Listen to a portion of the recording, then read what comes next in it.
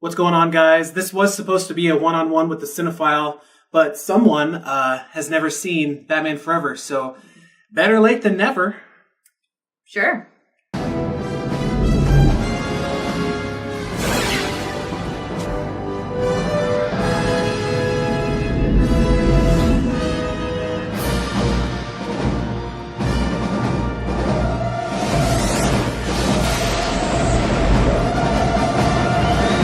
So for those of you who don't know, this is my wife. And I married a cinephile. The topic of discussion today is simply, is Batman Forever really that bad? Coming from a pair of fresh eyes, what do you think? I want your opinion first, since you literally just watched it. I want your opinion on this. Actually, you know what? Give a quick synopsis of the movie. Go. So Val Kilmer's Batman, and Two-Face is in it, and so is the Joker. No. And a bunch of stuff happens, and Nicole Kidman's there. Joker is not in Batman Forever. What did I say? You said the Joker. I meant the Riddler.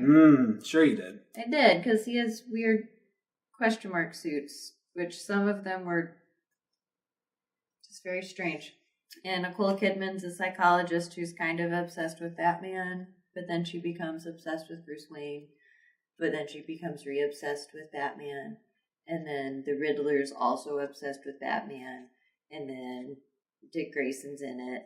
And so the Riddler comes up with some like TV mind reading thing so he can harness brain powers from everyone in Gotham City. And so Batman has to stop that. And he saves the day because it's Batman. Good synopsis. Thank you. I like it. Kind of how my brain felt watching the movie, just so you get a little insight. I took notes. I applaud you for that. Well, they weren't really notes so much as thoughts and questions that popped into my mind as I was watching the movie. Notes about the movie or notes about... No, it's really just thoughts and questions. Okay, we'll get to them. Batman Forever was supposed to be the third film in Tim Burton's Batman trilogy. After what happened with Batman Returns in the low box office numbers, the studio got a little bit scared because of its gothic under and overtones and how violent Batman Returns was. They basically booted Tim Burton out of the production of Batman Forever. I feel like Tim Burton got a hold of this script before he got booted out of the production and tweaked it a little, because you feel Tim Burton-esque things, like the gothic statues and stuff like that, and you said yourself... It felt like at some parts of the movie it was like, oh, we're gonna be campy Batman, and then it was like Val Kilmer has a monologue and he's very serious, getting all of these repressed memories back about his dead parents, so we're going to be serious Batman, but then we're gonna be campy Batman again, but then we're going to be serious Batman again. It was really irritating. Which goes back to my theory. I feel like Tim Burton was halfway through redesigning and rewriting the script. Then he got booted out of the production because the entire Gotham City set looks like it was by Tim Burton. Who directed Dick Tracy? Warren Beatty. Dick Tracy directed Dick Tracy. Oh. Because, well, I wrote down as one of my observations and thoughts. So my note is Dick Tracy did Campy Serious better. And I also felt like with some of the colors and... Can't be serious? Yeah. Those are your words? Yes, those are my words. Thank you. I like it. Can't be serious. Well, and I think that's a good analogy. Thank you. And the overall look of the movie, too, because it kind of felt like this movie, they were trying to set it back in the 40s/50s, but then there was high-tech stuff going on, and Dick Tracy also did that, but Dick Tracy did a lot better with it than good Batman. Girl. I'll say... Tread water carefully, because I love Dick Tracy. A lot better. The theory with Gotham City and Batman, Tim Burton explained that this is a city lost in time. So you will have classic 30s and 40s vehicles mixed with modern 80s vehicles. He literally stated that in the behind the scenes of Batman. So I'm assuming Joel Schumacher continued that tradition. The only real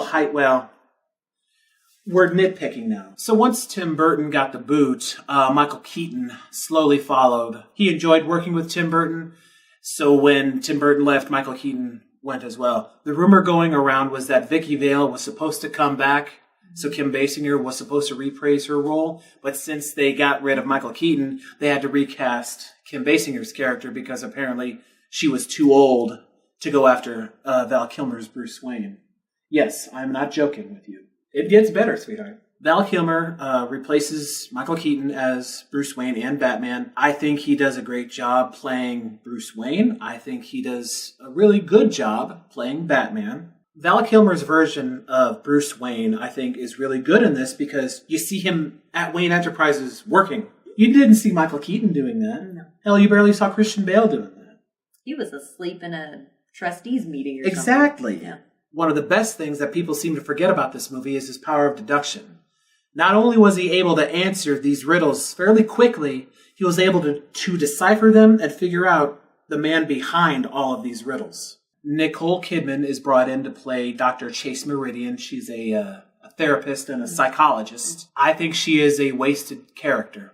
Not only is the character not real in the Batman mythos, but she could have been so much more. They could have made her Batwoman. She could have come to Gotham as Batwoman and still investigating and figuring out who Batman is because she was intrigued by him. She had a whole file on him. Yes. But as a therapist, I think she views Batman as a broken individual, which is why he's going out dressing out at night. There's a lot of psychology in this film. I feel that's all Tim Burton. I feel like he went and read A Dark and Stormy Night, The Psychology of Batman, which I recommend going to read, by the way. And they basically did a whole story revolving the psychology of Batman. You have the duality of Bruce Wayne and Batman.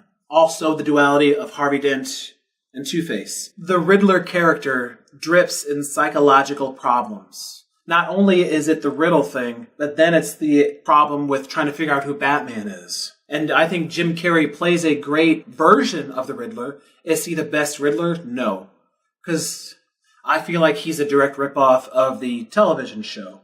Which leads me to my jump to Tommy Lee Jones's version of Harvey Dent, which I feel he did not read any comic books. He's watched the show, and since there was no Two-Face character in the Adam West Batman, he did his best Cesar Romero impersonation.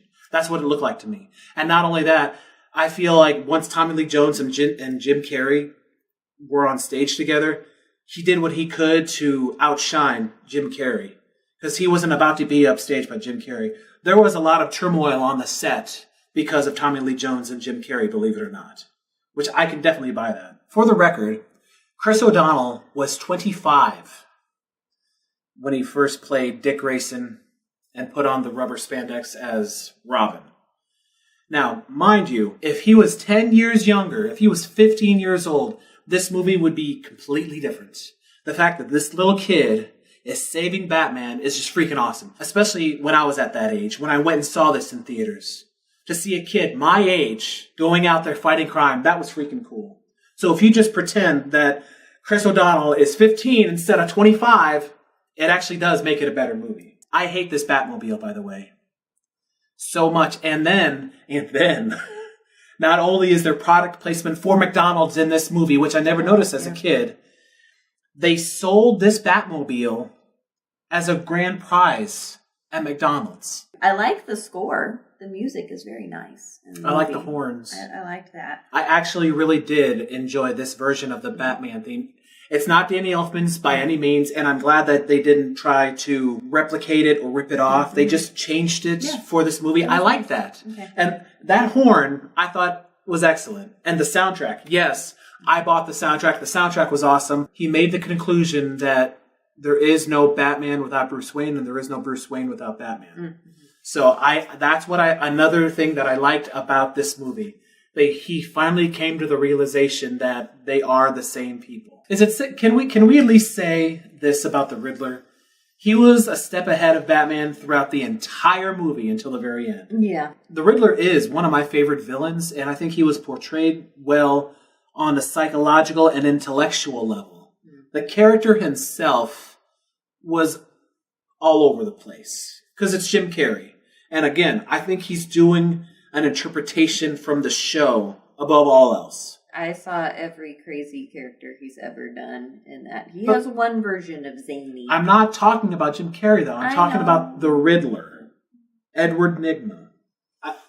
Case in point, in the psychology of Batman, they use the best analogy. Mm-hmm. He could be in a burning building about to die, And he can make a phone call to Batman immediately. And he could say, Edward, where are you? He would have to answer his question with a riddle.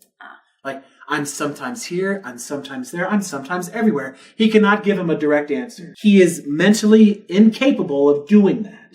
That's what's wrong with Edward Nygma. And I think that whole personality was portrayed well in this by the wrong person, let's say. Yes. Okay. All right, we're in agreement. So marriage is about, folks. Granted, there are some things you just don't do with Batman, but I think in this day and age, Batman is welcomed in all forms of pop culture. It could be the Golden Age version, the Silver Age version, the Bronze version, the New 52 version, and we would be fine with that. I mean, even right now, the Adam West version, it's still popular. I mean, they did an animated movie with Adam West and Burt Ward coming back as Batman and Robin. The camp is still there, and we still love the dark and gritty, humorless version. You just need to pick one and stick with it. So you're basically saying you didn't care for Batman Forever. No. Topic of discussion. Is it really that bad? On a scale from Batman and Robin to The Dark Knight, where would you place it? Well, I haven't seen Batman and Robin. You're gonna make me watch it, aren't you? You have to. I have to take more notes then. There is not enough paper in this world. It wasn't the worst that I've seen, but I'm okay not watching it again. I think people are giving this movie too much hate because it was directed by Joel Schumacher. If a lot of the fans have an issue with the color palette that Joel Schumacher used, a neat little trick. Convert it to black and white and you won't have that issue. It actually looks like more of a solid Tim Burton-esque film when it's in black and white. So I guess the final verdict for you would be that you didn't really like it. Nah. You thought it was meh? Nah. It's not the worst Batman movie I've ever seen. Tone down the color palette to black and white. Pretend Chris O'Donnell is 15 instead of 25. And pretend that Nicole Kidman is eventually going to turn into Batwoman down the road. So, what's your final verdict? It's not Batman and Robin.